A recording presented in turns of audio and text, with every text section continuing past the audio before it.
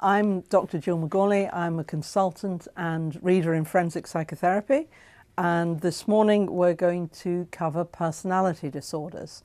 These are the learning objectives that I hope to cover with you. First of all, define personality disorder. Secondly, we'll outline the main features of common personality disorders, explain their interaction with other psychiatric disorders, outline commonly used personality questionnaires, in other words, for the assessment, diagnosis of personality disorder, and then I'll briefly describe some therapeutic approaches. Well, first of all, what is personality?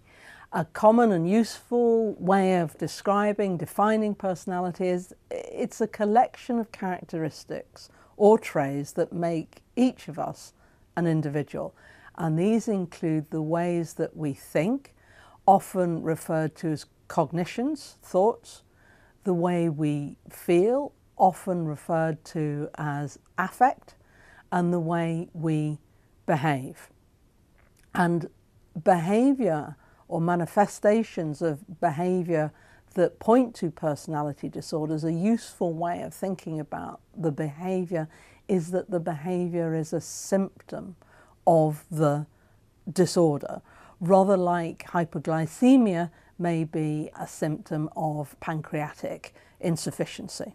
They are enduring and pervasive, and this is important. This is important diagnostically because later on, when we talk about the etiology of personality disorder, you need to know that personality disorder is a developmental disorder.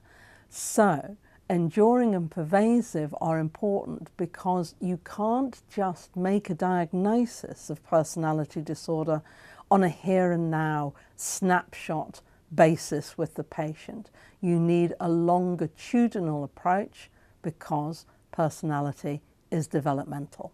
Personality can depend on circumstances, but actually the collection of traits that make us who we are is regular, it's predictable. On the whole, we react the same way or in a predictable way to a set of circumstances, but of course, depending on those circumstances, to some extent, our reactions can change. Now, a little more fleshing out the definition. So, personality disorder, as opposed to personality, is said to be present when the individual's characteristic and enduring patterns of inner experience and behaviour deviate markedly from the norm. And the disorder manifests itself in more than one of the following areas.